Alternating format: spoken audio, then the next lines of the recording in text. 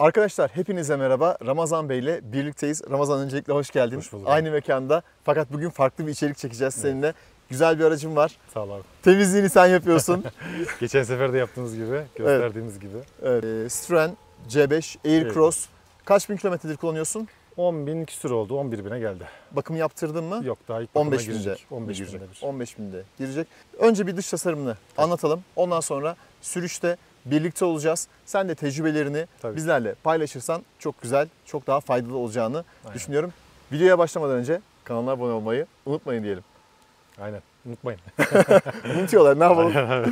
Citroen C5 makyajlandı ve makyajla birlikte daha modern, daha teknolojik bir görünüme sahip oldu. Ön tarafa baktığımızda gündüz aydınlatmalarının gayet güzel olduğunu görüyoruz. Citroen amblemimiz hemen altında 360 derece kamera sisteminin kamerası var. Tamponun altında güzel bir detayımız var burada. Hava girişlerini görüyorum. Bir adet sis farım var ve tabii ki park sensörlerim burada bulunuyor. Ön hatta genel itibariyle baktığımda teknolojik çizgileri görüyorum ve motor kaputunun üzerinde burada sanki böyle ütü basmışlar gibi iki tane hat var, desen var diyelim. Aracımızın rengi de lacivert galiba, değil mi? Lacivert. Evet, güzel bir renk fakat çok çabuk Çok pisleniyor. zor bir renk. Evet, zor bir renk. Dün yıkandı, şu an toz içerisinde. Ön cam tasarımına baktığımızda kameramızı görüyorum ve burada sen geçen bahsetmiştin bize. Su çıkışları burada hemen sileceğin Evet, üzerinde. sileceğin içerisinde. Bu da Çok güzel bir oluyor detay. herhalde, değil mi? Kullanım açısından çok kullanışlı. Çok kullanışlı. Arabanın üstü başı batmıyor, her tarafı su gitmiyor. Evet. Diğer Tarafa araçları saçılmıyor. Aynen. ya da yayaları da ıslatmıyoruz. Ayna tasarımına baktığımız zaman şurada ışıklandırmalar var. Kameramız var mı baktım. Kamera değil de follow me tarzında, hani hoş geldin karşılaması yapmak için aşağıya ışık vuruyor. Işıklarımız vuruyor. Keşke burada da 360 derece kamera sisteminin kameraları olsa iyi olurdu. Çünkü ön ve arkayı aslında birleştirerek yan görüntüleri elde ediyor. Dodiklerimiz plastik tasarlanmış, güzel Boyasız, jant tasarımını. özellikle. Evet, boyasız jant tasarımı. Çok güzel bir 19 inç jantı var. Elmas kesim bu aracın çıktığında özel olarak buna göre tasarlandığı söyleniyordu. Daha sonraki versiyonlarında farklı bir tasarıma geçilmiş. Beğeneni de çok, beğenmeyeni de çok. Ben beğeniyorum açıkçası. Vallahi ben de beğendim, yalan yok. 205, 55, 19 Michelin Primacy 3 lastikleriyle gelmiş. Nasıl, memnun musun? Gayet iyi şu anda. Gayet güzel.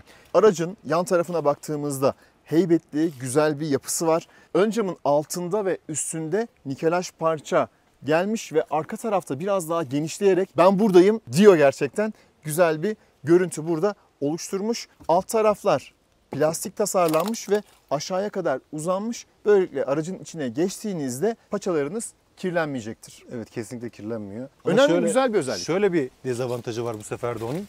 Mesela bir kapıyı açar mısınız abi? Tabii ki. Şimdi kapıyı açtığınızda tamam şuralar kesinlikle kirlenmiyor ama şu mesafe yerden yüksekliği bayağı düşürdüğü için kaldırma falan o plastik parçayı vuranlar da çok. Şurayı. Öyle bir Maalesef. dezavantajı var. Biraz dikkat etmek gerekiyor. Evet, yani. kaldırımlarımız maalesef çok yüksek bazı yerlerde. Arka kapıları da şöyle göstereyim. Ne kadar açılıyor? Oo, gayet güzel. Buradan çocuk koltuğunu rahat bir şekilde alabilirsiniz ya da rahat bir şekilde inip çıkabilirsiniz Gönül buraya. isterdi ki 90 derece açılsın. Değil Ama mi? bu kadar da yeterli yani. Evet, bence de yeterli. Üstte bir tavan rayımız var. Sunroofumuz var. Açılıyor. Açılabilir. Onu da gösteririz. Hemen şöyle arka tarafa doğru gelelim. Bir adet burada spoilerimiz var. 3. stop lambamız burada bulunuyor. 3 boyutlu lambalarımız var. Bu tasarım da gayet güzel. Onların ara çekimlerini mutlaka gireceğiz. Geri görüş kameramız, sahte egzoz çıkışlarımız. Biraz daha alta indiğimizde torsiyon çubuğunu görüyoruz. Yani keşke, hani gönül isterdi ki burada... Bunu diyeceğini biliyordu. Yani bunu, yani tabii şöyle, herkes bunları görmek istiyor. Evet. Önemli bilgiler. Torsiyon çubuğu kullanılmış. Şimdi burada iki husus var. Onu hemen söyleyeyim. Torsiyon çubuğu kötü bir şey değil. Artıları var, eksileri var. Artısı ne? Bagaj hacminde sana büyük bir bagaj sunuyor ki şimdi onu göstereceğiz. Evet, çünkü torsiyon çubuğu kullanıldığında o biraz daha fazla yer kaplıyor. Hemen şöyle açalım, göstereyim yeri gelmişken. Bagajın şu yan taraflarında çıkıntılar oluyor. Burada çünkü bağlantılar üst tarafa yapıldığı için ne yapacak? Bagaj hacminden çalacak ama sende böyle bir durum Böyle bir şey yok. yok. Evet, artıları da bu olmuş oldu. Hemen bagaj hacmimizden madem açtık bahsedelim. Kullanışlı, güzel bir bagajımız var. toplamda 585 litre miydi? Galiba öyle bir şey. Bayağı geniş yani. Litresine Hemen takılmıyorum bakayım ama. mı? 580 litre. Koltukları tam olarak yatırdığımızda ise 1630 litreye çıkıyor. Sen zaten bunları Evet, biz bunu tecrübe çok ettin. güzel bir şekilde deneyimledik. Evet. Gerçekten yatak oluyor yani arka taraf. Yükleme işimiz neredeyse yok. Evet, Şimdi sıfır. burada sen sonradan bir parça almışsın. Evet, bagaj havuzu ekledik. Bagaj havucu, bagaj havuzu gayet güzel. Alt tarafta da bu arada şu malzeme kalitesine de bakayım. Evet, o da sağlam, güzel.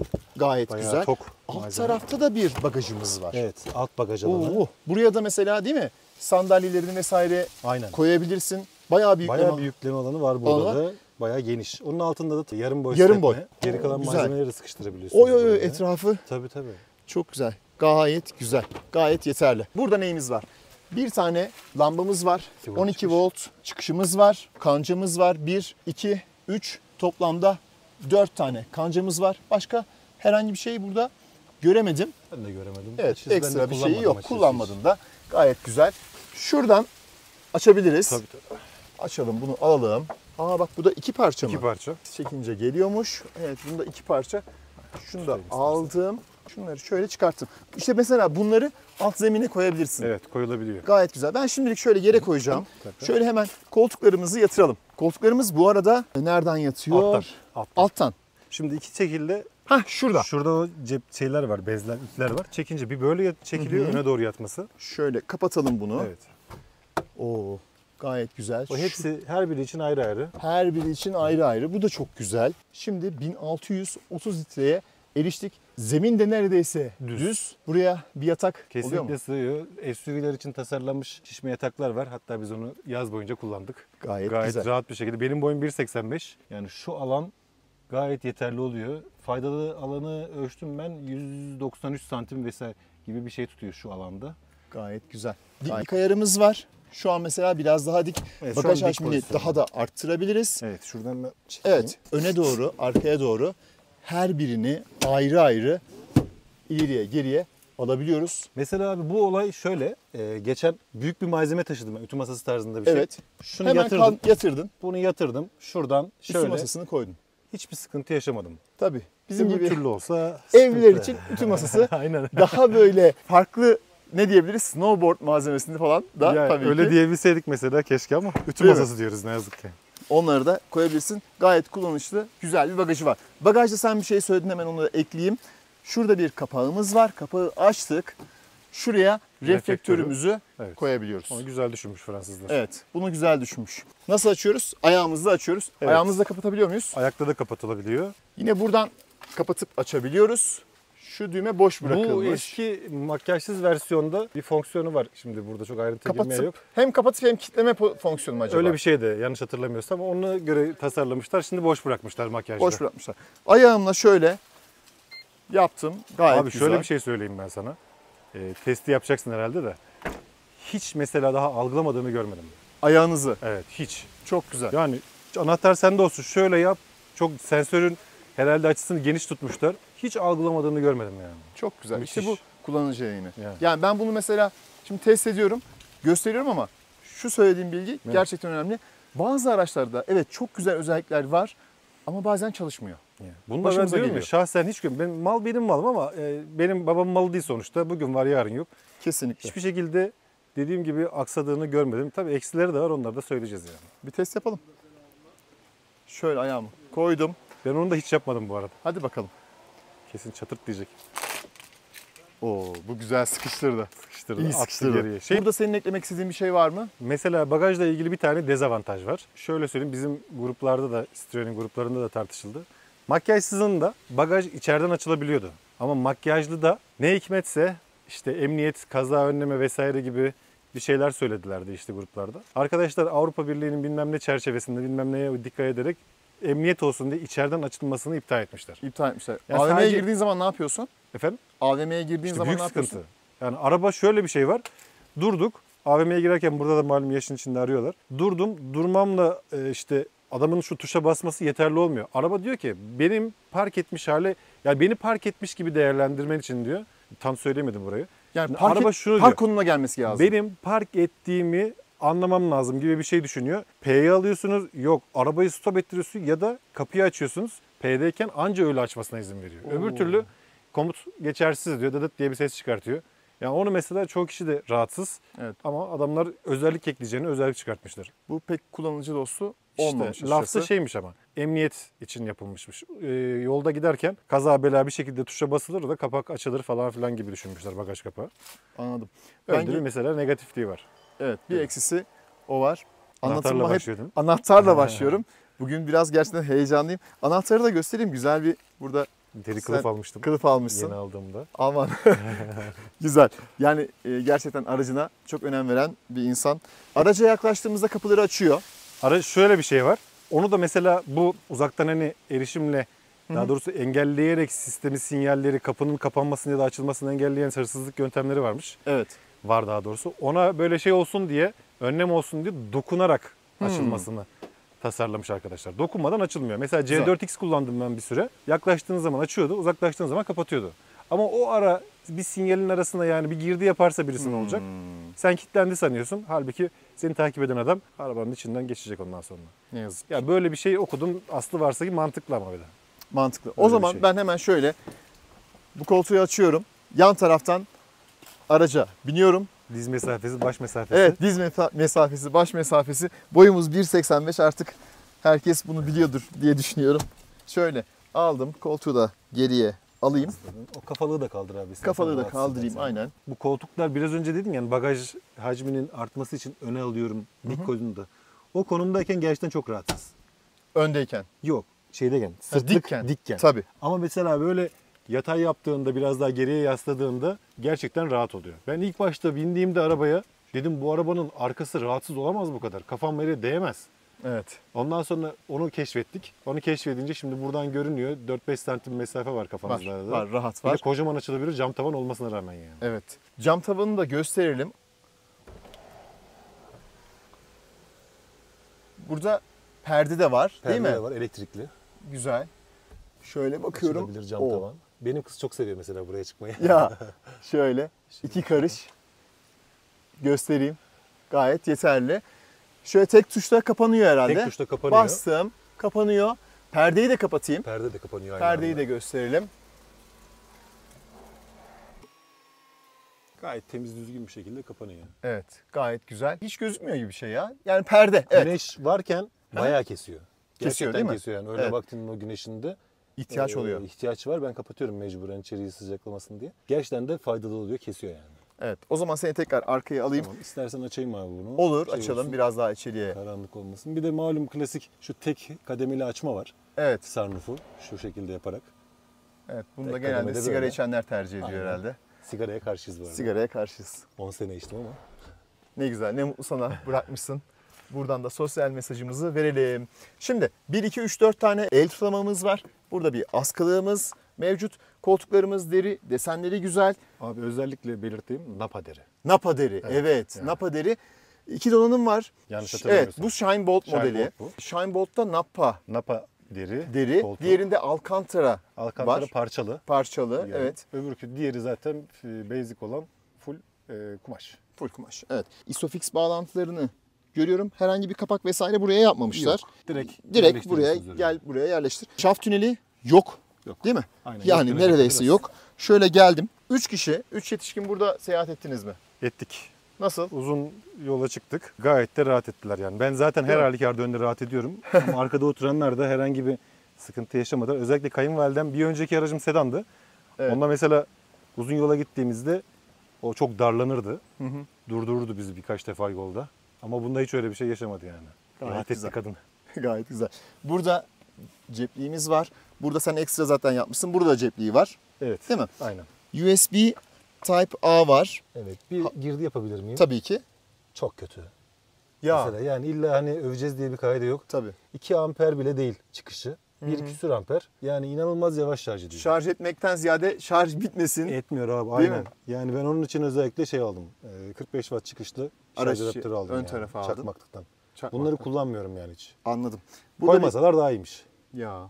İşte. Hatta şimdi çoğu markada hem Type A hem Type C var burada. Evet. Ne yazık ki bu biraz geride kalmış diyelim. Havalandırma çıkışımız var. Güzel. Fakat şiddet Ayarlama ayarı değil, yok. değil. Sadece Evet. aç kapa ve Bu yönlendir. şeye tabiymiş. Şoföre köleymiş. Tabii Tabii. Şoför ne yapıyorsa o da oymuş. Bunu bilmiyordum, ben servise sormuştum. Evet. Daha Burada önce olmadığı için ışıklandırmalarımız var. Gayet güzel. LED kullanılmış. evet. Beğendim bunu. Bakalım. Sert plastik. Sert plastik. Tasarımı güzel bak. Evet. Gerçekten hissiyatı güzel. Burada yine o modelin işaretleri var burada değil mi? Kaktüste vardı, Cross- hatırlıyor musun? Kaktüs Evet. modeli de vardı ya bunun, Evet, dışarıdaydı. evet. Ona benzetmişler. Benzetmişler. Deri rengi de güzel. Evet. Gerçekten hoş. Şurası el tutamağının El bir tutamağı. parçası. Şık tasarlanmış. Burada 1,5 litreye kadar sularınızı alır. Bu da temizlikte. Detay fırçası. Detay fırçası. Şık şık şık şık şık. Evet. Tek tuşla açıyoruz. Tam açılıyor mu? Tam açılmadı. Biraz kaldı burada. Tek tuşla kapatıyoruz. Evet, ön tarafa geçelim. Şimdi burada malzeme kalitesi biraz daha yumuşak plastik, sert plastik. Aynı malzeme kullanılmış. 4 cam otomatiğimiz tabii ki var. Burada piyano siyahı bir detayımız var. Termosunu zaten koymuşsun. Gayet geniş, faydalı. faydalı, güzel. Elini koyduğun yer Deri. yumuşak. Bakalım şöyle, burada güzel bir Citroen yazısı seni karşılıyor. 2 kişi için hafızalı koltuklarım hanımla var. Çok güzel değil mi? Yani eşin İnanılmaz. kullandığı zaman. Mesela hanım araba onun üzerine. Onun üzerine olduğu için onda 1 numaraya kayıtlı. Eşim Oo istesi. güzel. Şu an mesela 1'e bastığımda almasın da Vıy vıy vıy vıy. çok sıkıştırıcı. Ben burada mesela. sıkışmayayım. Bastığımda direkt mesela geldiğimde o kullanmışsa ben şu hareketi yapıyorum. Oldu bitti. Neyleri ayarlıyor? Koltuğu ayarlıyor, aynaları ayarlıyor. Aynaları ayarlıyor. Keşke şu dikiz aynasını da ayarlayabilseymiş ama çok da önemli değil. Evet. Dikiz aynasına geleceğim. Orada bir eleştiri yapacağım. Isıtmamız var. Şöyle Yo, masaj söyleyeyim, bu. O masajlı. Önlerde Evet. masaj var. Oo çok güzel. Isıtma var. Arkalarda bir şey yok. Arkadaş onu öyle koymamış. Hafızalı. Malum yan taraf bel destekli, yan taraf manuel. Bu taraf elektrikli. Piyano siyahı detaylarımız var. Bak burada şerit ayarını yapmış. Evet. Far yükseklik ayarımız, şeritten çıkma uyarımızı buradan açıp kapatıyoruz. Direksiyonla ilgili Bu yarı şerite otonom tutma, sürüş. yarı otonom sürüş. Burada bir Kartlık. kartlık var. Aynen. Burada bir küçük bir gözümüz var. Burası boş bırakılmış. İşte o bahsettiğim tuş yeri buradaydı. Buradan bagaj tuşu vardı. Çift basıyordum, bagajı açıyordu. Bagajı açıyordu. Makyajsız da orada. Makyajda diyecekler olabilir, hani buraya bir tuş eklenebilir falan. Adam komple tesisatı çıkarmış. Vay be. Yani birisi şey yapmasın diye. Yapmasın tesisat diye. çekmesin. Daha doğrusu tuş takmasın diye. Ona bir şey demiyorum. Şimdi bundan memnun musun? Abi tasarım olarak mı yoksa kullanım Yani olarak mı? kullanım olarak. Şöyle söyleyeyim ben sana. Şimdi Hız yolda- sabitleme. Aynen Bunu da hani hani söyleyelim. adaptif cruise kontrol. Evet. Öndekine göre yavaşlıyor, hızlanıyor, duruyor, kalkıyor vesaire, belli şartları var tabii. Hı hı. Şimdi giderken şu tuş bir kere şurada bastın, tamamıyla cancel tuşu. Tamam, Çıkmak cancel. için. Şimdi arkada şurada bir tane Üst tuş tarafta var. bu Evet. set, Bunun da bir de altında var. Yani arttırma, arttırma, azaltma. eksiltme. Evet gördüm. Bu arkadaş- şurada da limitleme mi? Evet, oradan Ha, ayarlıyorsun. limit mi yapacaksın? Kapalı mı, cruise mu? Evet, Şöyle bir arabayı çalıştırayım, Tabii, tabii. bir göstereyim onu. orada. Evet, şöyle direksiyonu çevirdim. O iptal bir İptal. Şuradan basıyoruz. Set, arttırma, azaltma, limitleme, off ve cruise. Gap dediği mesafeyi ayarlıyorsun. Ha, gap'te. Şöyle baktım. Gap ne işe yarıyor? kere. Şurada Gap neydi ki ya? hakikaten? Gap Ben de boşluk demek hatırlayamadım. İngilizce'de de. Ona yolda bakarız olmazsa. Aynen. Şu mem de işte mesela hız tabelasında 50 diyor. Meme bastığın zaman direkt 50'ye ayarlıyor. Öyle mi? Evet. Onu ben bilmiyordum. Evet. O da böyle. Direksiyon simine de hemen şöyle bir bakalım. Güzel. Ele güzel oturuyor. Üst tarafı ve alt tarafı daha fazla hatta düzleştirilmiş. Piyano siyah detaylarımız var. Boşluklarımız var. Multimedya. Burası da multimedya. İşte ben şunu diyorum. Keşke bu burada olsaydı. Ama şöyle bir şey var. Bu mesela şu an çok sade. Her şey elinin altında. Bu da burada. Çok fazla kullandığım bir şey değil. Şöyle uzun yoldayken ya da yoldayken işte neyse şeye bastığımda, şu tuşa bastığında şimdi devre reddedildi. Şöyle gösteriyor. Şartlar uygun değil dedi Şartlar mesela. uygun. Tabii kapı açık. Gidemiyoruz şu Hem anda. gitmiyoruz hem öyle. Evet. İşte bu şuradan çok fazla kullandığımız bir şey değil. Tuşa basıyorsun, çıkartıyorsun. Şuradan da iptal ediyorsun gibi. Evet. Hani çok böyle kullanılmadığı için oraya koymuş olabilir.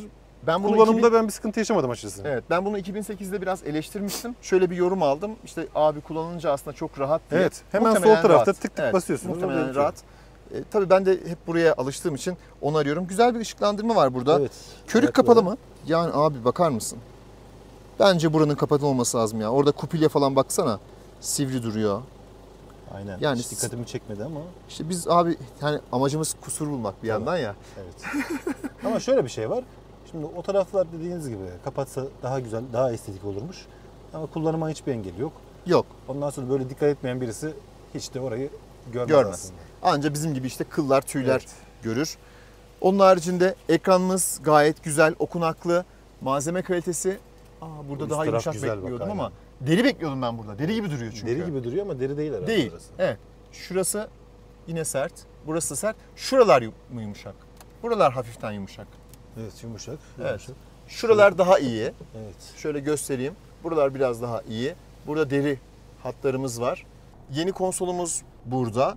Burada sen ekstra bir şey yapmışsın. Onu da istersen hani bir bahsedelim. Apple CarPlay'e kablosuz bağlanmıyor. Ve Evet. Android Auto'ya kablosuz bağlanmıyor. Fakat bir cihaz aldın sanırım. Aynen. Onunla- Onunla altta şu takılı. mu? Aynen o. Evet. Bununla AutoKit Plus diye geçiyor. Aha, ses kapamı. Şurada. Evet. Fiziksel. Orada. Fiziksel var. Gayet güzel. Üzerine bastığımız zaman Sessiz alıyor. sesi alıyor.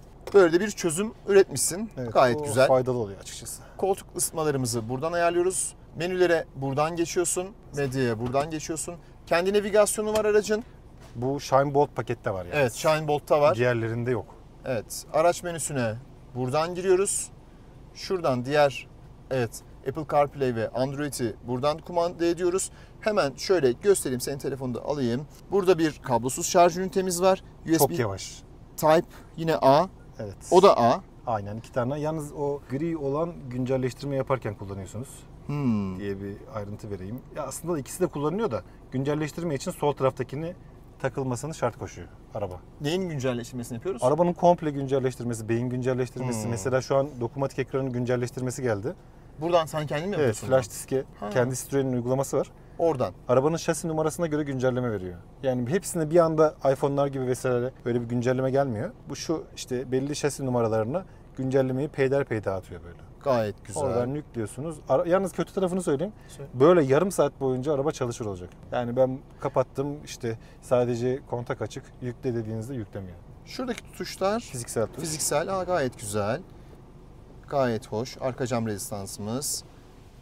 Kapatıyor. Kapattı. Kapıları Kapatıyor şu an diyor. kapılar Açık olduğu için bu da Start stop. start stop'u devreden Belası. çıkıyor. Bela mı? Bela ben bindiğim an direkt kapatıyorum start stop'u. Çünkü şöyle yani durmaya yakın bile kapatıyor kendini. Kapatıyor. Bu sefer hadi bir daha gideceğiz. Bir iki kere saçmaladı araba Saçmalar. trafikte. Onun için o günden beri ben kullanmıyorum açıkçası.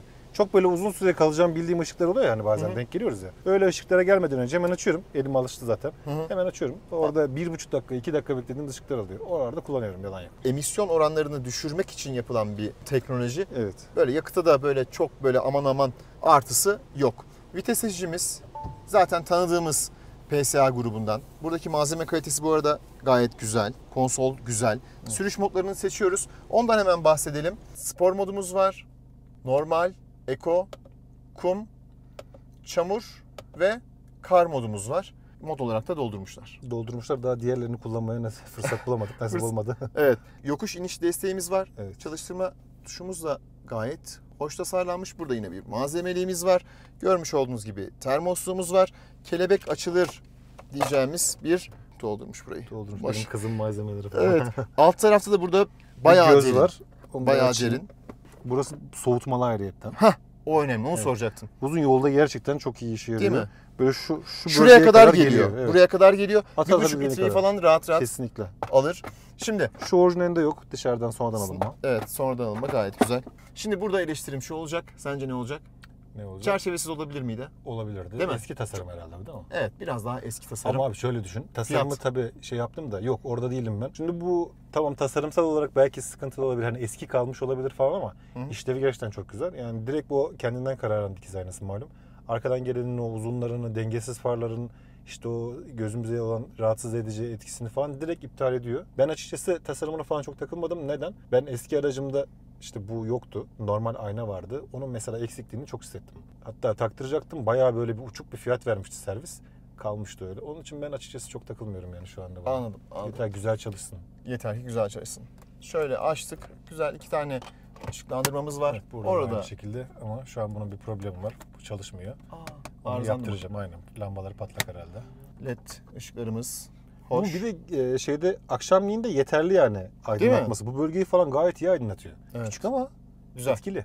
Pedal shift'lerin ben direksiyona böyle monte olmasını seviyorum. Direksiyona Özellikle- beraber dönsün mü? Evet, diyorsun? evet. Ama abi şöyle bir şey var. Şimdi ben de eski aracım da Honda'ydı. Honda'da da bu pedallar vardı. Vites değiştiriciler. Onda hatırlayamıyorum şimdi. Direksiyonla beraber dönüyordu herhalde. Onda mesela sportif kullanıma yatkın olduğu için araçta. Tabii. Onda kullanıyordum ben şimdi. Yalan yok.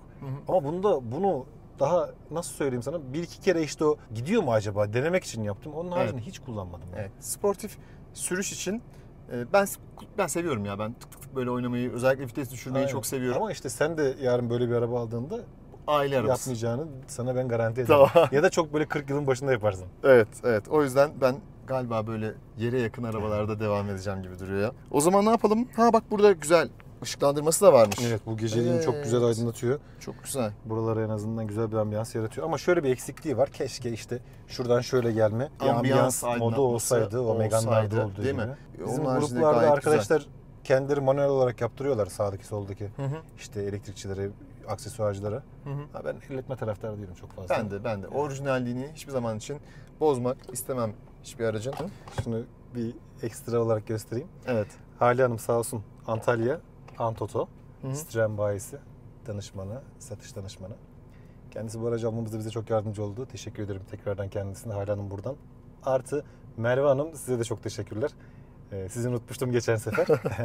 Siz de sağ olun katkılarınızdan dolayı, bize yardımlarınızdan dolayı. Evet. O zaman ne güzel. Yani güzel bir alışveriş yapmışsın. Yani ben memnunum. O bayiden de memnunum. Çalışanlarda memnundum en azından. Bir iki problemimiz de oldu. Çok sağ olsun Merve Hanım 3 ayda gelecek olan bir parça vardı. Sağ olsun 2 hafta bile sürmeden getirtti. Çok güzel. Hale Hanım keza aynı şekilde bize aracı alırken yardımcı oldu. Yani ben bayiden memnunum. Bazı insanlar rahatsızlık ve sıkıntı yaşamış ama olabilir diyorum. Yani olabilir. O zaman gün batıyor. Ne Evet. yapalım? Hemen yola çıkalım mı? Çıkalım abi. Hadi çıkalım. O Ramazan Bey'le hemen sürüşümüze geçelim. Emniyet kemerimizi bağladık. Start stop düğmemize bastık. Uzun basıyoruz. 2 saniye civarında. Evet. Bas çek değil. Sonra şuradan D'yi aldık. Park freni otomatik olarak bırakıyor mu? İndiriyor abi. Güzel. Gaza basınca direkt bırakıyor. Otomatik olarak bırakıyor. Biraz SUV olduğu için ön taraf yüksek, alışıncaya kadar biraz insan zorluyor. Ha, Zorlanıyor daha doğrusu. Bu arada çıkmadan Ramazan şeyi de gösterelim aklıma gelmişken. Vitesi geriye aldım. Nasıl sence Bir çözünürlük? eleştiri var. Evet. Şöyle, bütün kullanıcıların eleştirdiği nokta bu. Çözünürlük kötü. Evet. Ama bunda neyden dolayı diyorlar? Şimdi şu Şöyle yan alayım. taraftaki hani 360 derece park var ya. Evet. Bu 360 derece parkı görüntüleri birleştire yaptığı için, oluşturduğu için görüntüyü. Bundan ötürü bu kameranın çözünürlüğünün yetersiz olmasından bahsediyor. Ekran aslında çok net. Evet. Ama kameralar da net de işte beyin bunu işlerken görüntüyü düşürüyor vesaire gibi bir iki yorum vardı. Yani görüntünün kalitesi biraz sıkıntılı ama hani mesela senin çevre hangisiydi? Omoda 5'ti. Evet. Onun mesela görüntüsü çok güzel. Evet. Ama çok da gerek var mı? O da var yani. Şimdi birkaç saniye için. Evet. Bazıları işte bunun için uğraşıyorlar falan ama Bu da ön bence çok görüntü. da Nereye gideceğini gösteriyor. tekerleğin açısına göre Evet. Gayet güzel. Burada tek idare eksiklik, edecek bir şekilde Evet, yani evet. görüntü. Kesinlikle. Yani burada tek eksiklik aynalarda olmaması. Kamera O da olsaydı abi o zaman da fiyatı arttırıyor. fiyat yani arttırıyor. Evet, fiyat çok artıyor abi. işte. Adam uçuracak yani fiyatı. Çünkü hani ülkemizde ne yazık ki fiyat politikası zaten abi çok, her şey pahalı. Evet, masajını açmayı unutma abi çekim esnasında. Öyle mi? Bak şimdi. Masajımı. Ben şu an kendime göre açtım. Bak yolcu tarafı. Sensör algıladı. Sensör yolu. algıladı. Hemen bir daha gösterir misin? Bana bir masaj. Senin kendi tarafında solda Ha. tam şurada abi. Evet, Şu tamam. Şimdi aç abi onu. Bastım. Bak sürücü yüksek yapıyorum. Of. Çıtır çıtır. O ses Bu benim buradan geldi. şey yapıyormuş gibi dur şunu da Çok kapatayım iyi. da. Ha, telefondan mı geldi? Telefon canım. Benden Sıçıyormuş masajdan mı gibi değil mi? geldi? Çok güzel. Etmesin gerizekalı şey. Evet, Bu aslında ben de- sessizde de niye bitti anasını satayım? Ben de rahatsız etmeyi alayım bu arada. Ya çekimlerde böyle oluyor. Aa çok güzel. Vallahi masaj çok güzel. Baldırlarıma yapıyor mu? Abi sırt bölgesi Sırt sadece. bölgesi. Ama rahatlattı beni. Şöyle abi uzun yolda hani o seni bir canlandırsın, kan dolaşımını arttırsın. Yoksa bildiğin böyle bir masajcı gibi masaj yapsın mantığıyla değil bu.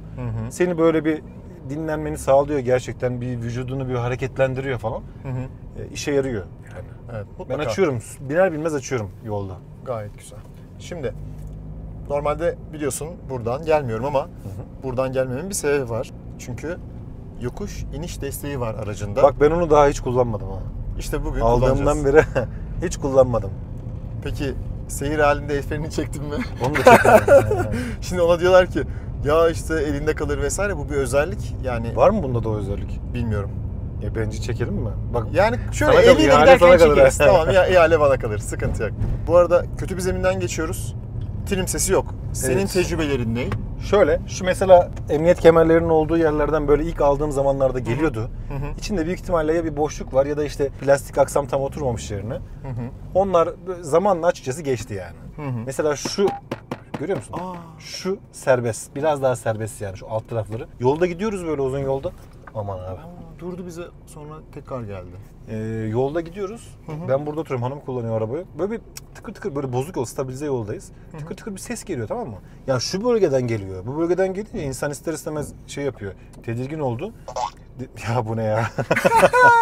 Şurada ya. Şuradan ötüyor. Ben şuna bir şey Evet, alayım. bu arada ben şeyi de söyleyeyim. Dönüşlerde sis farlarımız da Evet, otomatik yanıyor. Evet, şimdi o zaman Şu arkadaştan geliyormuş meğersem ses. Şurayı şöyle tutunca bak, görüyor musun boşluğu? Ya Boşluk bu var. orijinalinde de böyle yani. Hani sonradan bir hasar bir şeyle oluşmadı yani bu. Orada çözmüştüm. Şimdi aldım abi ben. Evet, bıraktım. Evet, 10'la gidiyordum. Onu ayarlıyor musun? Yani onu şöyle, sen gaza basıyorsun mesela, bıraktın. Kendisi frenliyor. Kendisi frenliyor. Yavaş yavaş uygun bir hızla iniyor. O hızı mesela ayarlıyor musun? Yani Hızı 8, 7, ayarlayamıyorsun 6'yı herhalde. falan. Herhalde ayarlayamıyorsun. Ben kendi arabamı ben sana soruyorum ya. Bakayım şöyle, arttırma hani bir yerlerden yapıyor musun? Yok, Onu bir yapamıyorsun. bakmak, araştırmak Şuradan lazım. sete basalım. Artıyor mu? Yok, 8'de iniyor. Ama bu da gayet yeterli abi. Bak Tabii sen zaten hani stabil iniyor. Gayet güzel. Çıkartalım devreden. Şöyle durdum. Çıkarttım. Gayet güzel. sıkıntı kontrol, devre dışı.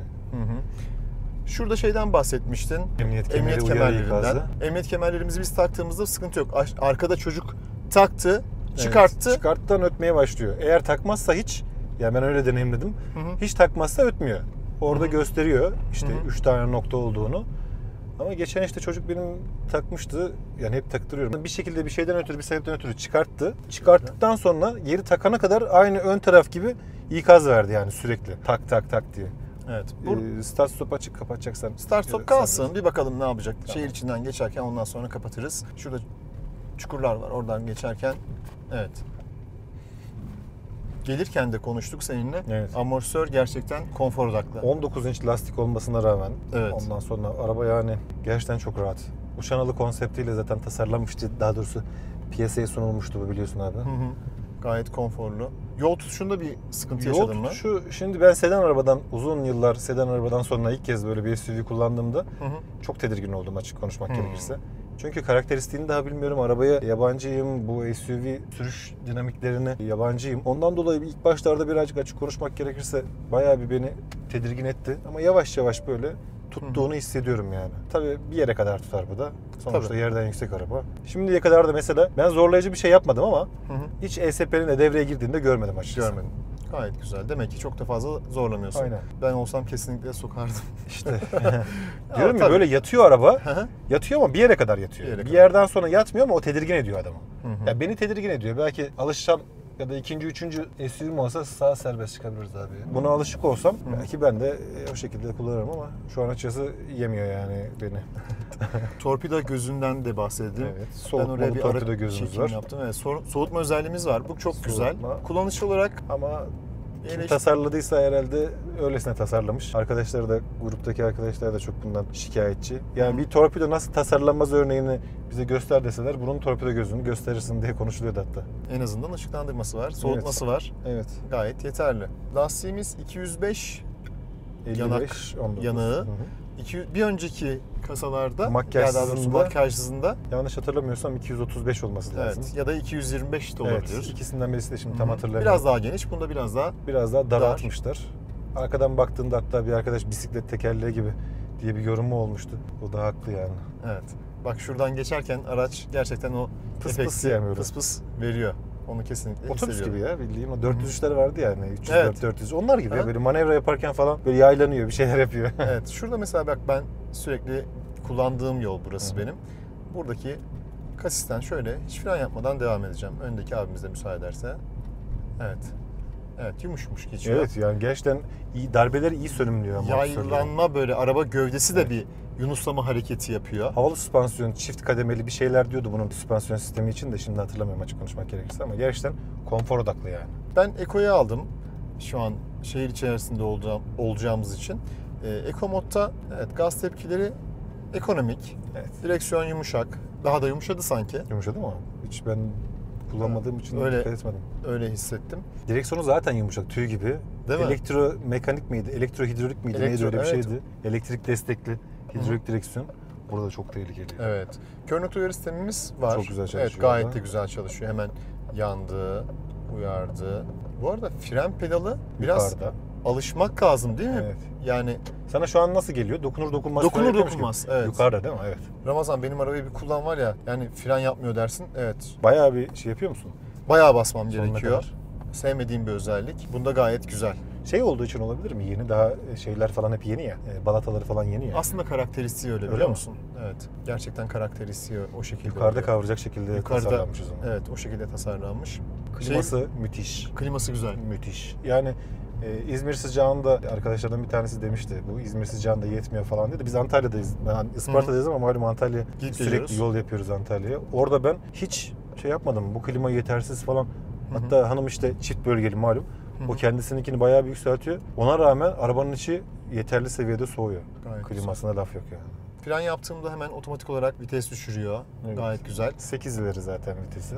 Motordan da bahsedelim. Dizel 1.5 dizel. 4 silindir. Evet. 130 Nm torkumuz Hayır, var. 130 beygir. Özür dilerim, 130 300 beygir, 300 Nm da torkumuz var. Gayet yeterli. Yeterli, gerçekten yeterli. 1630 kilogram olduğunu düşünürsek Hı hı. yani gerçekten ağır bir araba. Sonuçta bir de şu da var. Jip Düz yani, yolda gidiyorsunuz. SUV. Tabii SUV. Rüzgara karşı da bir direncin var. Evet. Yani bu direnci de bir şekilde yenmesi gerekiyor. Şimdi mesela arabanın ağırlığı düz yolda 90'la 100'le giderken çok fazla etki etmeyebilir düz yolda. Hani özellikle onu söylüyorum. Ama kütle olarak baktığın zaman büyük Start güçte stop devreye girdi direkt. devreye girdi. Sarsıntı hissetmedim. Bakalım çalışırken. Çalıştırırken de hafif bir sarsıyor. Bakalım. Dizel motorun çalışması. Hı hı.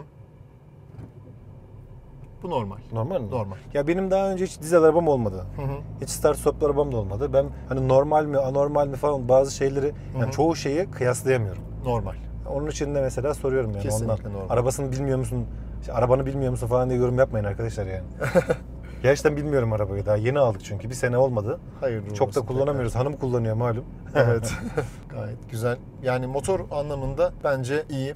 Şehir içerisinde şuna dikkat ediyorum. Direksiyonda herhangi bir titreşim yok. Yok. Pedallarda bir titreşim yok. Aracın gövdesine böyle bir titreşim gelmiyor. Dizel Oluyor mu araçlarda normalde? evet, eskiden oluyordu bunlar. Yeni araçlarda artık bunları görmüyoruz. Titreşimsiz çalışıyor. Sessiz çalışıyor. Şundan da hemen bahsedelim madem sessizlikten konuştuk. Araç çekimlerini aldık. Ön camlarda çift cam var. Evet, Bunu da sen akustik söyledin. yalıtımlı cam. Akustik yalıtımlı. Bence şu an etkili. Yani gerçekten kesiyor. Ben olmayan bir tanesiyle yani bir dizel araçla seyahat ettiğimde farkı o zaman hissettim. Hı. Öncesinde ben bunu zaten bilmiyordum. Hı. Öğrendikten, kullandıktan sonra tabii ki dikkat çekiyorsun, dikkat kesiliyorsun ya bazı şeylere. Hı hı. O zaman işte o değerlendirmede bulunabildim yani. Hakikaten işe yarıyormuş dedim. Ne kadar fark edebilir ki diyordum da gerçekten fark ediyormuş yani. Fark ediyor, fark Tam ediyor. %100 kesmiyor ister istemez bir sıfırlamıyor ama düşürüyor bayağı. Ben mesela şu anda dışarıdaki araçların seslerinden özellikle hani buna baktım. Düğün konvoyu Düğün konvoyu herhalde, olacak. neyse. Mesela Tabii ki- şeyde de kornalarda falan da onu direkt hissediyorsun. Ya diyorsun bu az, bu ses niye az Hı hı. böyle falan.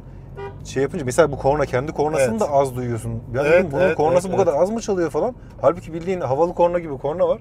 Hı hı. Cama indirip de kornaya basınca o zaman dedim bundan dolayı işte yani. Evet, Bayağı bir evet. yalıtım var yani araçta. Şöyle dışarıda bayağı ses var. Bak, Evet. gayet güzel. Kesiyor yani. Kesiyor. Kesiyor çoğunu. Oturma pozisyonu olarak yukarıda. Yukarıda evet. Koltuklar güzel kavruyor. Şu an masajlarımız yapılıyor. Aynen masajlarımız gibi. böyle mis gibi. Ben kapattım gerçi bu arada. Açayım mı? Ya şöyle benim dikkatimi Rahatsız dağıtmasın mı diye. etti? Yok, Tamam dikkatimi abi. dağıtmasın diye. Masaj da benim biraz böyle yani çok fazla gevşersem ne Evet, anlatacağımı evet. unutabilirim yani.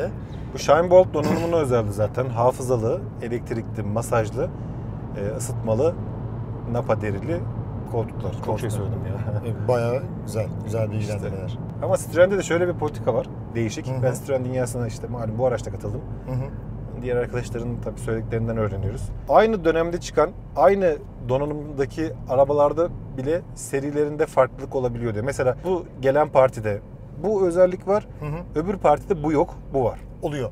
Garip yani. Grandland yapmıştık testini. Ocak ayındaki araçla Şubat ayındaki araçlar arasında fark var. Derken Grandland yanımda Derken geldi. Grandland. Ben de böyle araçları gördüğüm zaman çok mutlu oluyorum. Diyorum ki bunun Çekim testini yaptın, yaptım, bunun testini yaptım, bunun testini yaptım. Şey var ya YouTube'da hani konuşuyor bir şey, benim bu konuyla ilgili bir videom var falan Evet, diyor. Linkini linke buradan tıkla. bulabilirsiniz. Evet, Grandland Linki buldu. linkini Grandland tıklayalım. linki. Yok tıklamayalım ya, boş ver. Videoyu izlesinler. Gayet güzel. Durduğumuzda direksiyon sertleşti. Mesela start stop'u devreden çıkartmak için direksiyonu çevirdiğinde Ya de da frene bastı, ya da- gaza bastığında da direkt devreden Aynen. çıkıyor malum. aynen. Buradaki ekranın parlaklığı, netliği güzel. Şuraya da aslında bir tane sen hani yapıcı eleştiri, bir Hı hı. GoPro oraya da taksan. Buraya GoPro şöyle yapacağız. Gelecek, onlar da gelecek. İşte yeni cihazımızı aldık.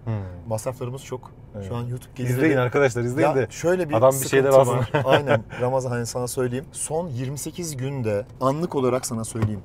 Abonelerimizin hani videoları izleyip beğen şey yapmıyor. İzleyip abone olmuyorlar, gidenler. Bak izleyip Ama bunu gidenleri niye söylüyorum. yapıyorlar ya? Abi Şaka yani maka. şöyle ben yeni baktım 2.8. Hı hı. Yani 100 kişiden sadece 2.8'i abone. Mesela ben bir YouTube izleyicisi olarak Hı hı. severim ben YouTube'daki videoları izlemeyi çoğu kişi gibi.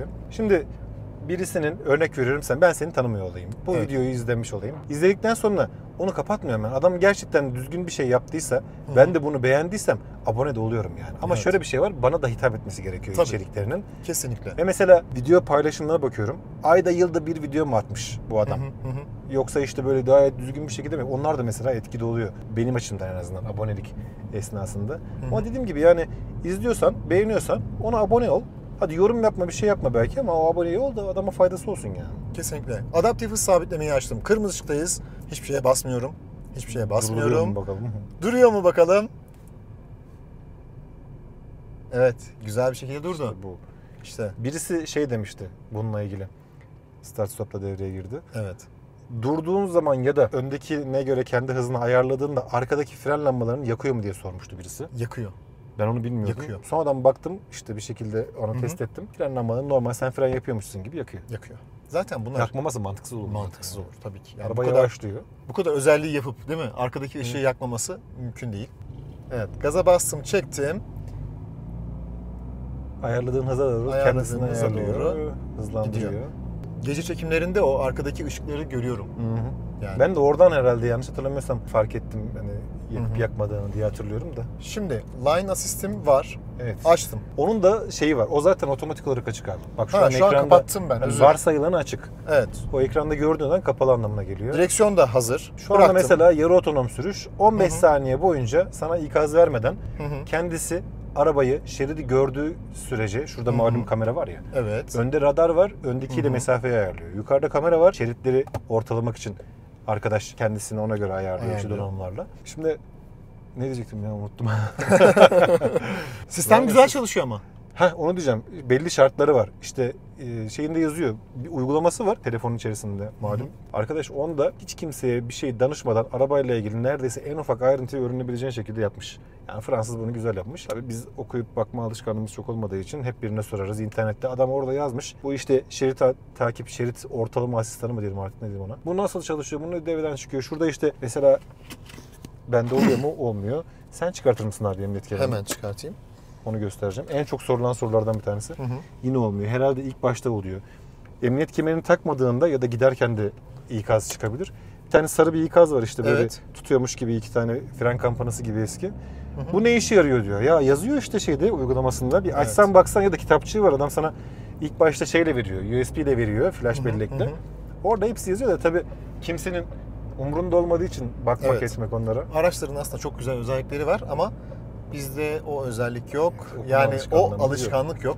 Hep YouTube'dan bakalım. Evet. Neyse biz de baksınlar YouTube'dan o zaman ne Aynen. diyelim. Senden baksınlar bari. En azından bizden baksınlar. Bu şartları dediğim gibi mesela bak şu anda hız limiti olarak yanlış hatırlamıyorsam 72 miydi? 62 miydi? Neydi? Öyle bir şeydi. Şeridi ortalama özelliği o hızda çalışıyor. Onun altında Hı hı. çalışmıyor. Onu da şehir içinde herhalde kolaylık olsun diye düşünmüş. Zaten sende diyordur. Büyük Hı. ihtimalle Ama sürekli şehir içinde az önce çalıştı. Vallahi Ortada. onu hatırlayamıyorum. Hızımız Hı hı. belki uygundur. Hı hı. Ya da işte belli şartları var Görmüştür. devreye girebilmesi için. Evet.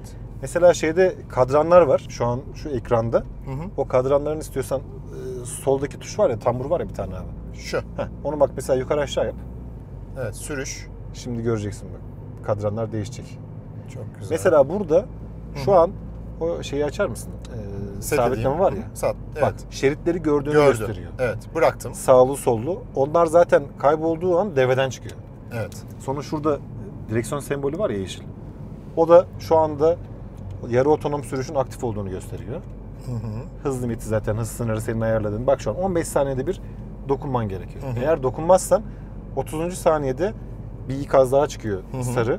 Bu sefer iyice biraz sesli uyarı ve görsel uyarı veriyor. Evet. Bir müddet daha dokunmadığında da devreden çıkıyor. Aracın kontrolünü al diyor. Hani YouTube'da var ya videolar. Evet. Şişeyi şuraya sokuyorlar, portakal sokuyorlar falan kandırmak için. Kandırmak için. Öyle de bir kaza var. Görmüşsündür belki. Yine 3008 videosuydu. Hop uçtu gitti. Gider. Saçmalık. Bak Yani, mesela gördün mü? evet. Şundan bahsediyordum. Evet. Bir sonraki uyarı kırmızı oluyor. Elimi koydum. Evet. Kırmızı ışık. Hadi bakalım. Ondan inşallah durur. Duracak ya. Bak ne kadar güzel. Geriliyorum şu anda. Güzel. Da şöyle bir şey var mesela bunda. Birkaç saniye içerisinde eğer kalkarsa kaldırıyor arabayı. Gaz veriyor yani. Tabii. Ama mesela şu an bekledin.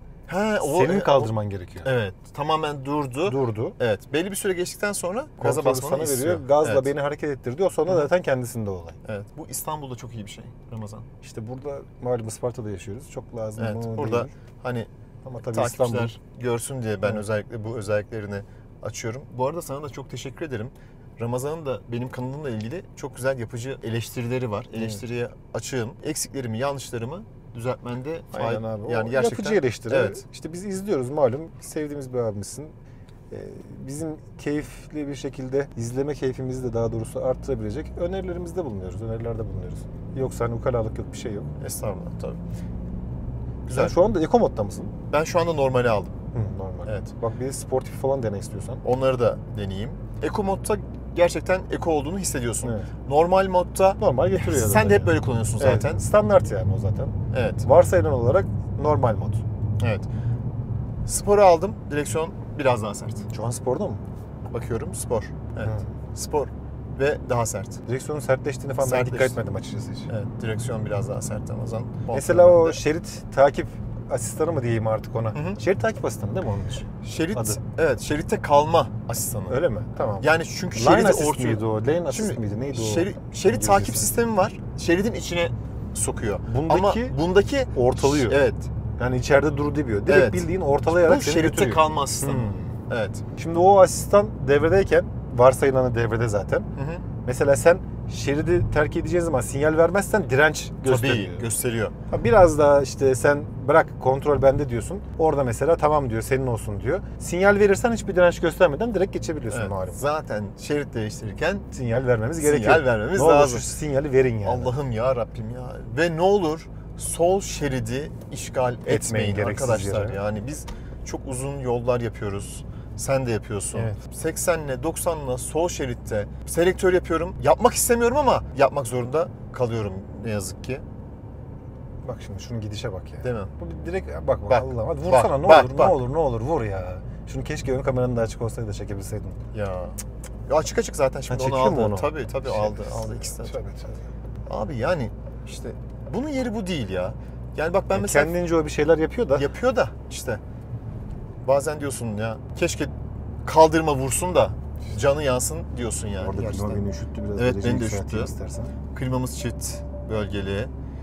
Dokunmatik biraz. olmasına ne diyorsun? Yani Abi şurada ilk başlarda açık konuşmak gerekirse biraz zorlandım. Hı hı. Ama alıştıktan sonra tık tık her şeyi rahat bir şekilde yapabiliyorsun. yapıyorsun.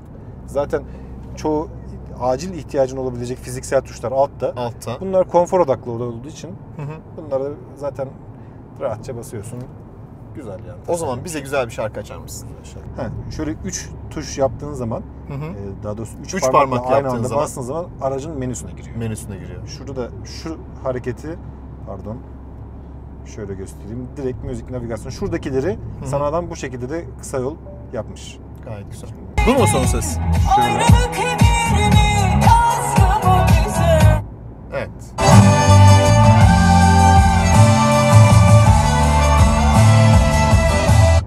Evet. Ne diyorsun sesle Şöyle ilgili? söyleyeyim. Bu arabanın dengi olan 3008'in GT Line modelinde ekstra olarak alınabilen, yanlış hatırlamıyorsam Focal ses sistemi vardı. Bir onu test ettim ben. Dehşet yani Evet. böyle bir basları kendi işte çok fazla tesisattan anlamam ama yani dinleyiciyiz sonuçta. Beni böyle Aldı götürdü. dedim bu ne dedim ya. Bir de mesela geçenlerde bir oto fuarı vardı. Burada otomobil evet, fuarı. evet. Gökkubbe'nin orada. Evet. Orada yeni CR-V, CR-V artık Evet. hangisini okursanız. O yeni CR-V'ye bindik. Bose. Adam orada Bose ses sistemini özellikle hani arabayı geçtim. Evet. Gel dedi abi şunun bir ses sistemine bak dedi. Hı hı. Bir açtı. Bu ne dedik ya? Yani Değil mi? bunun ses sistemi onun yanında sistem falan değil. Değil. Bu bildiğin normal düz Normal. 4 tane hoparlör koymuş. İşte arkada Evet. falan var mı bilmiyorum ama. Hı hı. Ama nasıl? Şöyle bir 20'li yaşlardaki bangır bangır bir şey dinleyeceğim diyen bir arkadaşı tatmin etmez. Evet. Hani mesela etmez. benim yaşım şu anda 42. Aile adamı, aile babasıyız falan işte eşim kullanıyor, malum kullanıyoruz. Bana bu yetiyor açıkçası. Daha iyi olmasını ister miydim? İsterdim. İsterdim. Ama bu Hak da ediyordu yeterli. araba. Yani En azından diyorum bir ya, opsiyon olsa, koysa değil mi? onu alırdım bak. Evet. Mesela desin ki şu ses sistemi var X marka. Üzerine de şu kadar para var. Bütçem Hı hı. uygunsa onu da ekleyin derdim yani. Kesinlikle. Kesinlikle. Şu an mesela ekletebilir miyim? Eklerim. Ama bu sefer de garanti dışı kalıyor araba. 3 yıl Hem- garantiydi. Evet. Servis de yapmıyor bu işi. Dışarıdan 3. parti uygulama yükler gibi telefona. Buna da işte uygulama yaparak hoparlörleri, ses sistemini vesaire değiştirince ne olacak?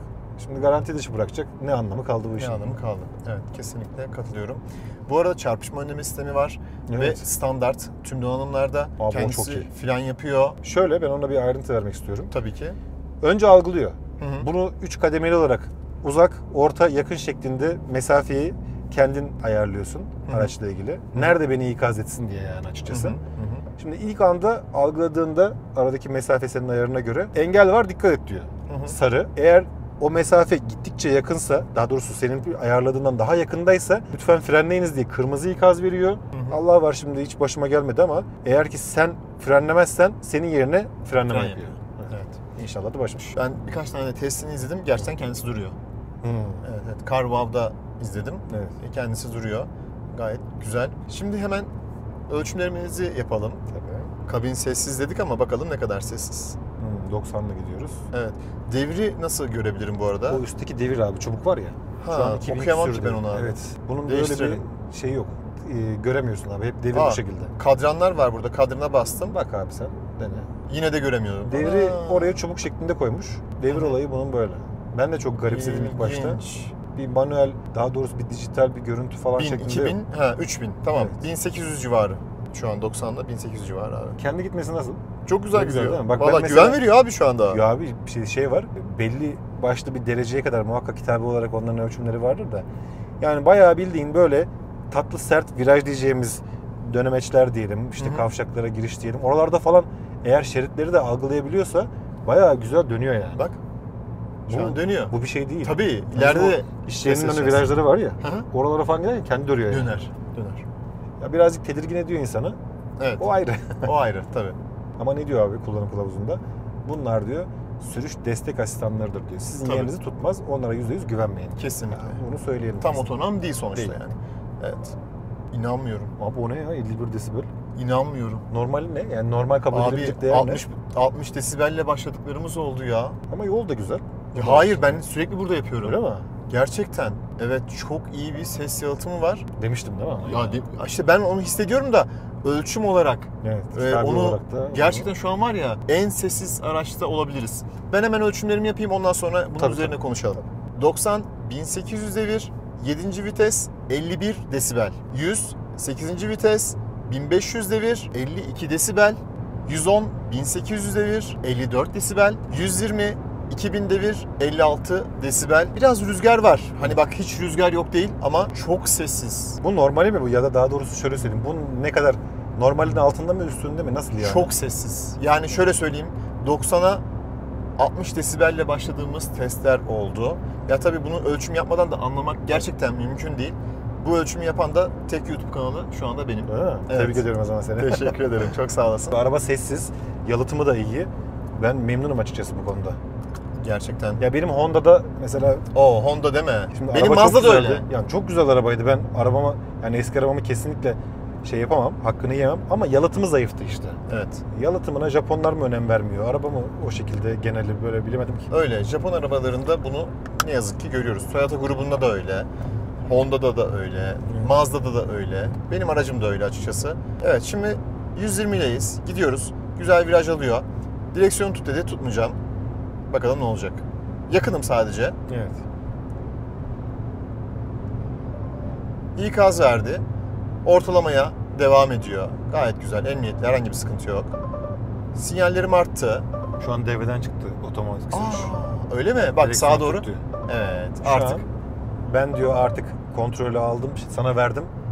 Sorumluluk sende Sorumluluk diyor. sende. Ama hızı tutmaya devam ediyor. hızını tutuyor. Evet, şeridi Evet. takip etmiyor artık yani. Evet. Gayet güzel. Ben uzun yolda bu özelliğini çok kullanıyorum. Bizim işte gruptaki arkadaşlar da hep ondan bahsederler. Bu özellik gerçekten uzun yolda yorgunluğunu alıyor, işte biraz rahatlatıyor seni. Olmaz mı? Bir Ben de kaç yani- tane kaza atlattım ya? Evet. Yani- Alışınca da arıyorsun yani. Öyle bir Tabii. kötü bir şey de var. İnsanoğlu hani rahata kolay alışıyor ya. Yokken bilmiyorsun öyle bir şey olduğunu. Onun için sorgulamıyorsun ama var olup alışınca da bu sefer de işte sıkıntıya giriyor insan. Kesinlikle. Olmadığı durumlarda. Kesinlikle. Kesinlikle. Şöyle bir şey yapalım. Hızlandıralım. Aceleci mi gidiyor? Nasıl yapıyor ona bakalım. Ama çok iyi hızlandırıyor. Mesela Ama mesela tam gaz yapmıyor bak. Dikkat eder misin? 125'e aldım. abi yeterli seviyede torku Güzel, var ya. işte güzel böyle olması yapıştırıyor. lazım zaten. Nasıl o diğerleri? Abi mesela eskiden nasıldı? Aldın, laps, tam gaz. Aynen. Öyle Son bir şey yok. devire vuruyordu. Evet, Ama bak şey şimdi bundan az- olabilir mi? Hani gücü ve torku yeterli ya. Yok Ondan abi. olabilir mi? Yok ondan değil. Bak arka farlara bak. Yanıyor gördün Aynen, mü? yanıyor. Evet. Kendisi Yanıyor. yakıyor. Abi güzel ya, çok güzel. Ya işte Abi böyle teknoloji oyuncaklar işte güzelleştiriyor Tabii. yani kullanışı. Sürüş güzelleştiriyor, konforunu arttırıyor. arttırıyor, Hayat güzelleştiren ve kurtaran şeyler. kurtaran şeyler. Kesinlikle, kesinlikle. Bu konuda sana katılıyorum. Şurada dönelim. İlk defa da böyle bir geceye kaldık. Yani. Değişik oldu. Daha önce yarış tesisinde böyle bir geceye kalmıştık. Mesela bir şeyi söyleyeceğim ben. Burada ekleyeyim. Tabii. Farları LED farlar zaten. Evet. Eco LED diye geçiyormuş. Bir öncekindeki LED'e göre gene kalitesi düşürülmüş diye bir yorum vardı arkadaşım birinde ama tabii dediğim gibi bir öncekini bilmediğim için kıyaslayamıyorum. Benim öbür arabam Xenon'du. Honda'nınki orijinal, merceksiz yine. Onun aydınlatmasından sonra bu LED farlar müthiş. Bir de zaten şeyler de var. Uzun kısa asistan da var. Hı hı. O zaten bir karşıdan bir şey algıladığı zaman tabii onun da muhtemel kriterleri vardır. Kısa uzun yapması için. Fabrikasyon ayarlı. Onları mesela çok güzel çalışıyor. Çok güzel kısaya geçiyor, uzuna geçiyor kendisinden. Hiç mesela ben uzun yolda giderken kaç saat yolculuk yaptım. Çok böyle algılamadığı bir iki pozisyon oldu. Hani şurada ne varmış diye benim baktığım zamanlar oldu. Onun haricinde uzun kısa olaylarını falan hiç ellemedim ben. Kendisi uzun açıyor, kısaya veriyor, bir şeyler yapıyor. Yani ben çok rahat bir şekilde yolculuk yaptım gece özellikle. Zaten aydınlatması müthiş. Tabii ki daha iyileri var. Tabii ki daha böyle güzel aydınlatması olan araçlar var. LED Matrix falan filan, Audi'nin şunun bunun da. Yani bu fiyat donanımında, bu fiyat donanımı dediğim de 30 bin euroya yakın fiyattan bahsediyorum. Bizim Evet. Türkiye'deki gibi 1800-2 milyon liradan bahsetmiyorum. Adamların fiyat donanımı diyeyim. Ona göre de çok iyi yani açıkçası. Bence de. Şimdi klimamız kapalı. ESP bence kapatmaya gerek yok. Kapanıyor mu ki bunda? Onu bilmiyorum. O da güzel. Gerçekten kapanıyor mu yani bunda bilmiyorum ki ben. Evet. Hiç 0-100 ihtiyacım yapacağız. olmadı. Spor moddayız. Şimdi. Evet. Allah arkadan gitti bir şeyler. Olsun.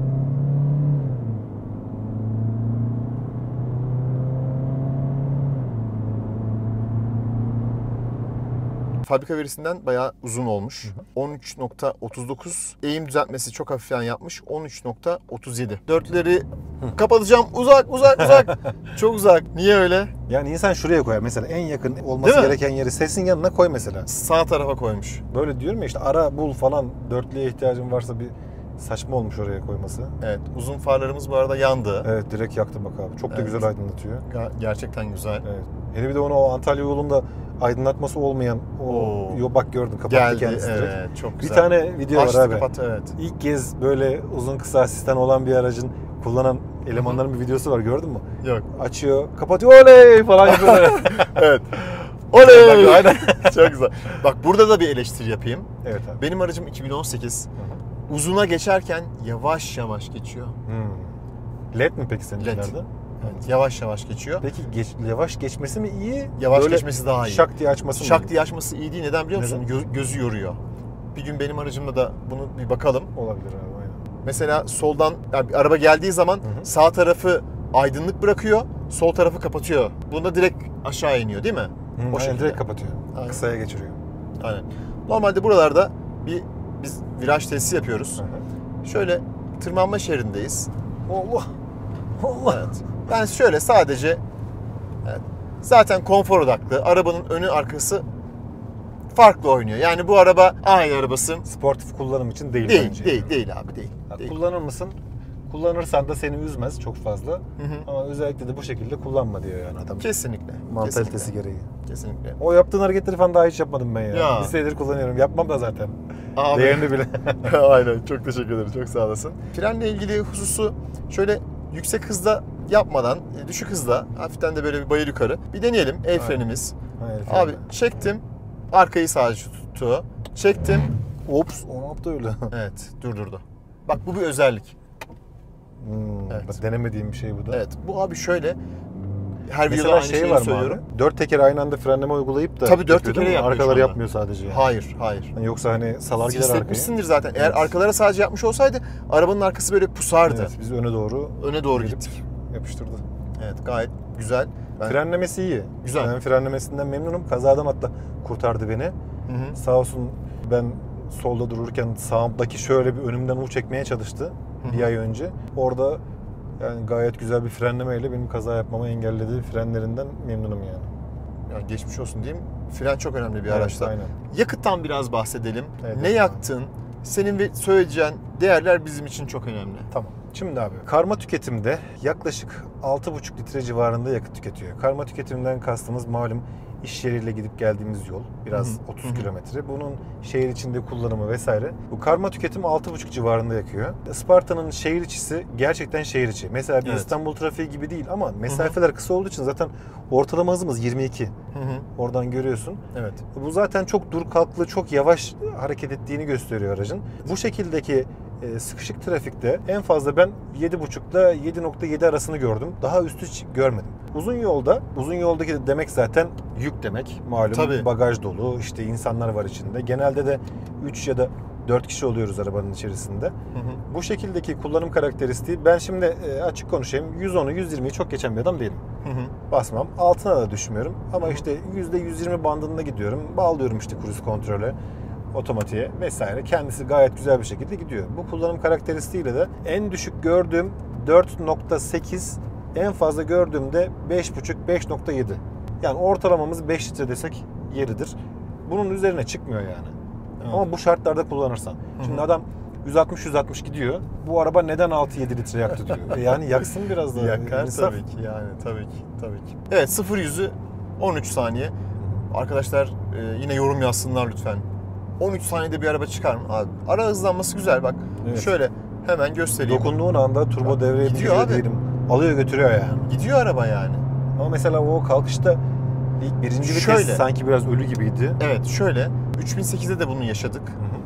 Gerçekten 8 ileri şanzıman konfor odaklı. Bir de 8 ileri olmasının bir dezavantajını söyleyeyim sana. Nedir abi? Artısı aslında çok fazla.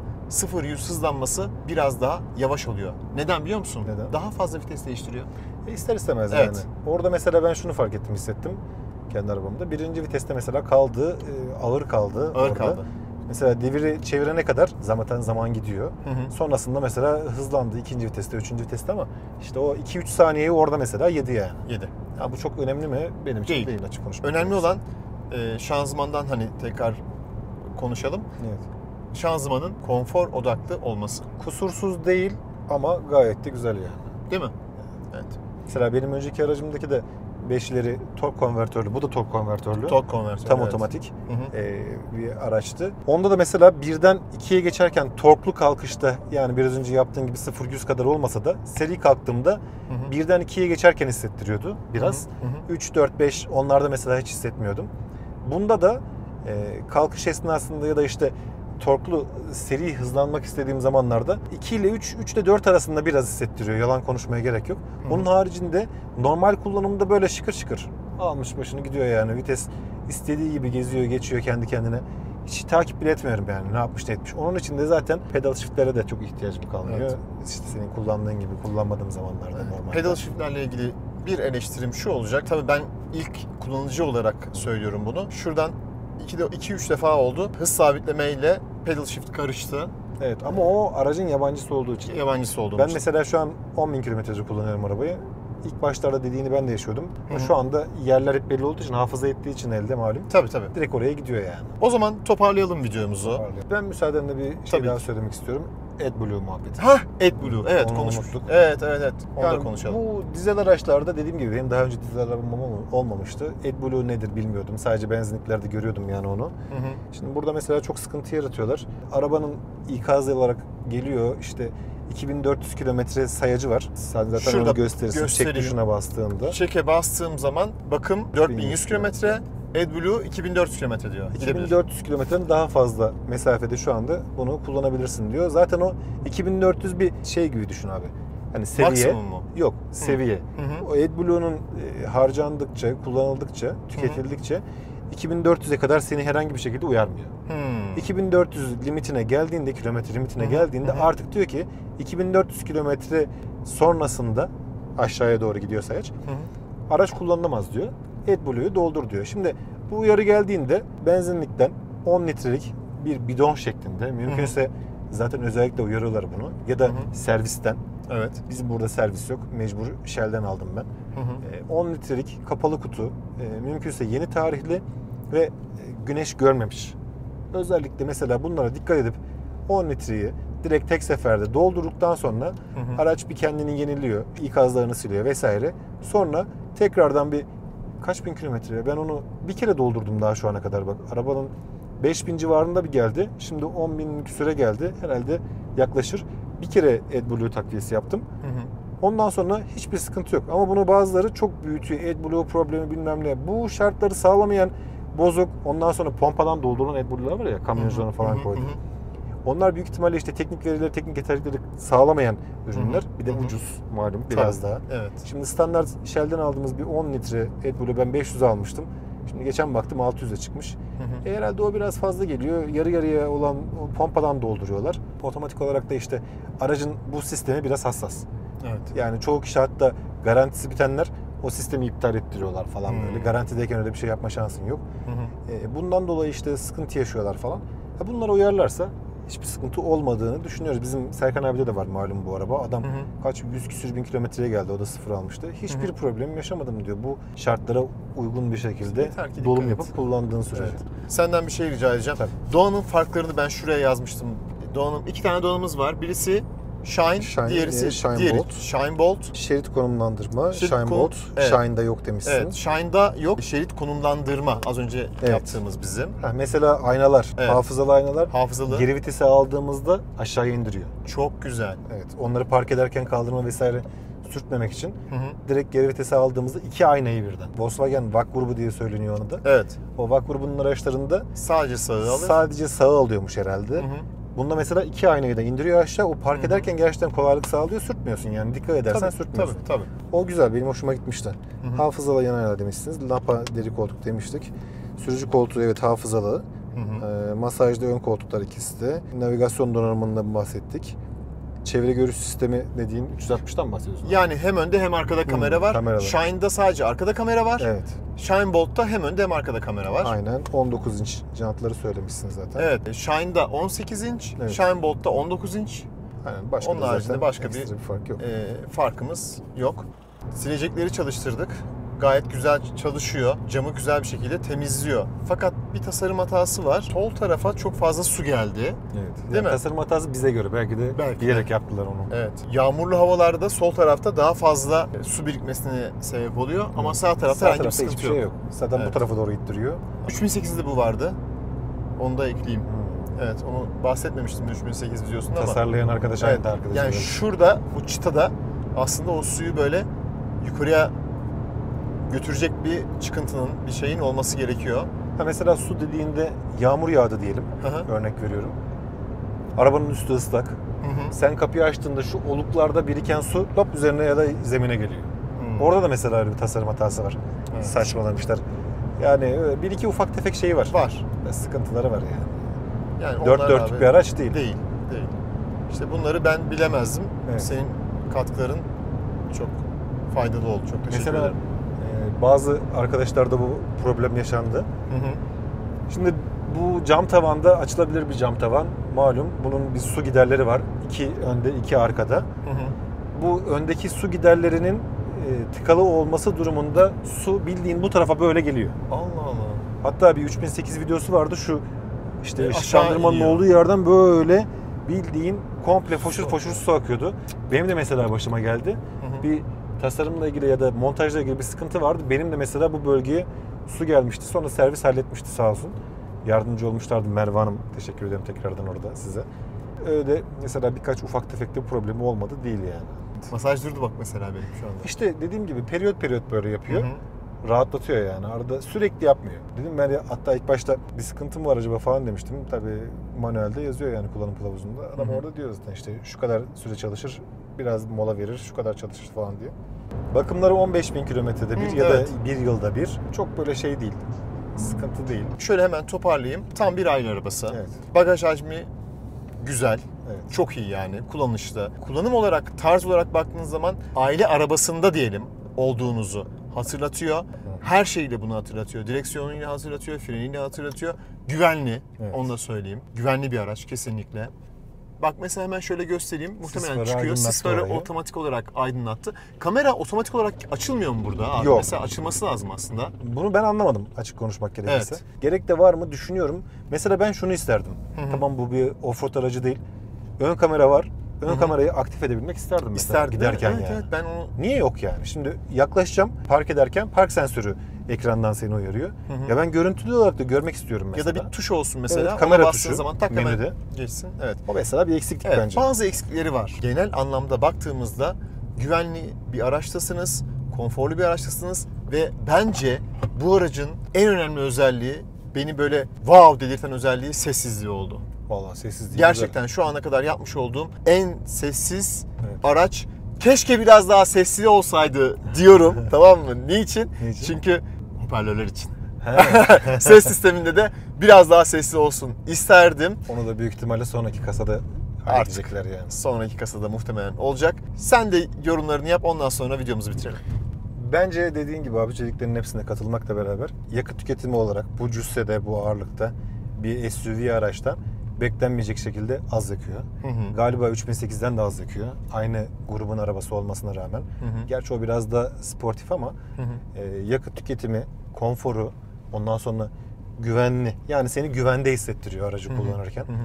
Tasarımı zaten bunlar göreceli şeyler ama tasarımı, iç tasarım, dış tasarım, ondan sonra teknik özellikleri açısından fiyatını konuşmazsak araba Evet. gerçekten çok güzel. Yani günümüz şartlarında, günümüz ekonomisinde şu an bu araç 2023 model. Ben aldığım fiyat 1590 liraya aldım. 1.590.000 lira. Şu anda bunun 0 kilometresi 2024 modeli işte 1.950.000 liralara falan çıkmış. Yani bu fiyat olarak düşünmezsek araba yani gerçekten böyle dosta gider. Ondan sonra tavsiye edilebilecek bir araba. Mesela ben şunu da isterdim ama hani madem eleştiri yapıyoruz. Tabii. Bak mesela uzunları yakmadım. 30'un altında hızımız. Ben ondan mı yakmadım? Evet. Abi ben de senden öğreniyorum. Ya, Yok. kendi arabama. Mesela şunu da isterdim. 4 çeker özelliğinin opsiyon olarak sunulmasını isterdim. Evet. Ya sen sun. Farkını da iste benden. Ben istiyorsam alayım. Alayım. Yani mesela Hyundai Tucson'da Var. adam 4x2, 4x4 bunları sunmuş. Sen bana sun bunu. Alacak olan alsın, almayacak olan almasın yani. Diyor ki neymiş? Avrupa'da yapılan bir araştırmaya göre SUV araçların alıcıları %70 küsürü 4x2 tercih ediyorlarmış. Ya sana ne kardeşim? O %30, %20 küsür olanlardan biri de benim. Ben bunu 4 çeker istiyorum belki. Evet. Değil mi? Hibritine işte yanlış hatırlamıyorsam 300 küsür beygirlik olan 4 çeker özelliğini koyuyorsun. Buna kaldırmaz mı mesela bu 1530 beygir? Neden kaldırmaz? Tucson kaldırıyor aynı motor aşağı yukarı Evet, beygir evet. gücünde. Evet. Onu kaldırıyor sen bunu sun. Ben bunu ister tercih ederim ister tercih etmem. Ne kadar eksik bilmiyorum işte yani şu an açık konuşayım. 10.000 kilometredir ben bu arabayı doğru düzgün araziye de sokmadım hiçbir şekilde. Şehir içi kullanılıyor, şehirler arası kullanılıyor. Ama yarın bir gün mesela bir yaylaya çıktın, bir işte dağlık bir araziye çıkma ihtiyacı duydun. Altımdaki diyorsun SUV. Evet. Kaldı yani. Ne oldu şimdi? Serkan abi satacağım diyordu az kalsın o şeyden dolayı arabayı. Evet. Yani bu arabayı tavsiye ediyoruz değil mi? Bence de. Bence de. Güzel. Artıları daha fazla. Yani abi Artıları her daha şeyde fazla. olduğu gibi artılar eksileri. Tabii bir de mesela şu da önemli. Bana diyor mesela ya video çok uzadı ama vallahi hani Vallahi inşallah izlerler. yani artık işte Honda Civic mi bu araç mı? Abi Ya, ikisi ayrı segmentte çok ayrı araçlar yani. segmentler Ne alaka? yani, evet. Birisi elma, birisi armut. aynen. Ne aradığına bağlı. Aile, konfor, güven bu araç. Yani Evet. ben aynı şekilde düşünüyorum. O zaman elimi uzatayım artık. Çok teşekkür Güzel ediyorum. bir video oldu gene. Gerçekten güzel video oldu. Senin tecrübelerin bizim için çok önemliydi. Dediğim gibi mal benim sadece kullanmak için bir aracım, aldığımız bir aracımız. Malın ben ne babasıyım ne işte sahibiyim. Eksisini artısını hepsini söylüyoruz yani. Evet. Güzel taraflarını da söylüyoruz, kötü taraflarını da söylüyoruz. Evet. Çok teşekkürler. Videoyu beğenmeyi ve kanala abone olmayı unutmayın. Bir sonraki videoda görüşünceye dek hoşça kalın. Hoşça kalın. Sağlıcakla kalın diye. Abone olun arkadaşlar, abone olun. Abone olun. İzliyorsunuz, beğeniyorsunuz. Bakın çok emek sarf ediyor. Evet. Abone olun, hakkını alsın en azından adam. İnşallah. Çok güzel. Hoşçakalın. Görüşürüz abi. Görüşürüz. Yapamadım. Gel bir daha yapalım. Aa, yemeğine sağlık, sağ olasın abi. Buraya mı geliyorsun sen? Abi ben buraya geliyorum. Çekimleri burada yapıyoruz. Ha bir de bir şey daha sorayım. İniş desteği var mı? Koltuk geri geliyor mu? Almıyor ama şöyle bir şey var. Gizli özellik açma diye bir muhabbet var ya. Onda onların hepsini yapıyorlar biliyor musun? Çekti. Park frenini de çektim. Mesela Haydi bakalım. şeyler koltuk kamera diyorum ya. Aynaların altındaki aydınlatma bak. Ha onları falan ara çekimini alırım ben şimdi burada.